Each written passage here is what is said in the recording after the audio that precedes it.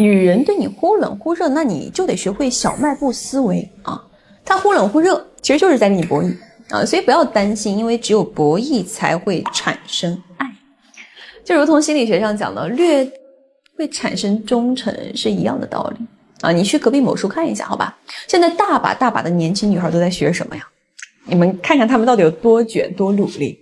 所以男人真的不要偷懒了，在两性情感的战场上，偷懒不想参战的人注定会被淘汰。真正的强者呢，始终是活跃在战场上的。这不是说要一直保持什么战斗状态啊，而是要始终具备战斗的武器。这就好比一个国家举行阅兵仪式，并非是为了即刻打仗，而是向外界展示自身的实力啊，让别人清楚你的分量和你的水平。这样呢，他们才会忌惮你，才会不敢轻易的招惹你啊。自然界亦是如此啊。人们向来都只会发自内心的去追随强者，对弱者的同情背后呢，实则是隐藏着嫌弃的，对吧？在亲密关系里呢，所谓的武器也并非是攻击力，而是以下两个要点啊，仔细听。第一个点就是要有高自尊啊，也就是坚守底线。高自尊可不是让你自负啊，而是要对自我价值有着清晰的认知。比如说，当对方对你态度怠慢，你不需要去什么歇斯底里的啊，你只需要冷静的让对方明白，这个行为将会让他失去你。你要敢于去表达，敢于直面去正面冲突啊，别忍气吞声，果断的设定边界，如此别人才会愈发的尊重你啊。这是第二啊，第二要持续进化，别觉得谈恋爱或者结婚了你就可以自我放弃、自我放飞啊，不是的，你必须得不断的提升自身的一个硬价值和软价值。硬价值呢，涵盖了事业啊、外貌、经济能力，对吧？还有社会资源啊，以及什么影响力啊等等，这些呢都是你的基础支撑。那软价值呢，就包含人格魅力、情绪稳定性、沟通能力，包括还有共情力等等。你做到这些，你就能够拥有让对方依赖的能力了。这种依赖并非控制对方，而是凭借价值供给，懂吗？当你能为对方提供颇具智慧的建议时，你能够帮对方去解决问题时，那对方就会渐渐觉得你是与众不同的，你是无可替代的，进而呢就会对你产生依赖。真正的高手并非每日算计，而是将博弈思维融入本能，如同肌肉记忆一般自然。你要坚信自己，要捍卫自己的感受，你要告诉对方，若想与你长久同行，那就得适应你的框架。那接下来呢，我给大家讲讲解决对方不回你信息的一个终极秘诀啊，也就是小卖部思维。这个思维呢，估计你头一回听啊，就是能听懂的人呢，其实也真的不多，而听懂的人呢，也只有1%的人能够真正的做到。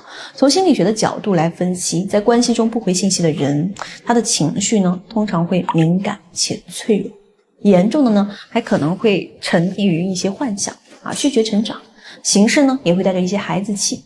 每个人在成长中的不同阶段呢，他都是要处理各种类型不同的这种心理问题的啊。可是这类人他在面对问题时，他往往会选择逃避，对问题呢也会视而不见，还会经常去寻求一种虚假的满足。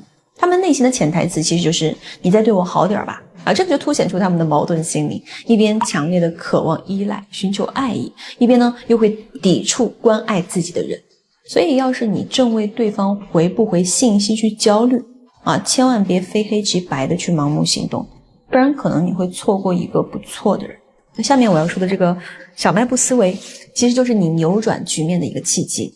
咱们可以先想象一下，自己是一家24小时营业的一个小卖部，顾客进店买东西啊，你呢礼貌服务，对吧？顾客呢转身离开，你接着呢整理货架啊，顾客呢再次光临，你呢依旧微笑着说欢迎光临啊。那小卖部呢从来不追问顾客啊，你上次为啥没来啊？也无需琢磨对方会不会觉得怎么样啊，因为永远都会有下一个顾客上门，货物呢也会持续的展示，不是假装不在乎，而是实在没空在乎。就像小卖部始终在补货啊，始终是亮着灯的，等觉得时机差不多的时候，就给新老顾客再搞个什么酬宾活动，对吧？释放一下自身价值，那对方呢也自然会重新再被你吸引到。而人呢总是会对难以掌控的人是充满敬畏的，对方他摸不透你的底线，你就会充满神秘感。只要你始终保持前进的一个动态，喜欢与不喜欢都是可变的。当对方开始猜测这个男人，哎，到底他在不在意我呀？那你就已经获胜了。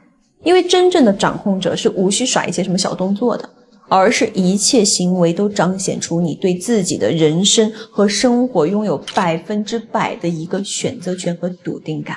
学会了吗？还是那句话，弱者才会去钻研什么感情或技巧，强者只教你看人性。我是焦哥，下课。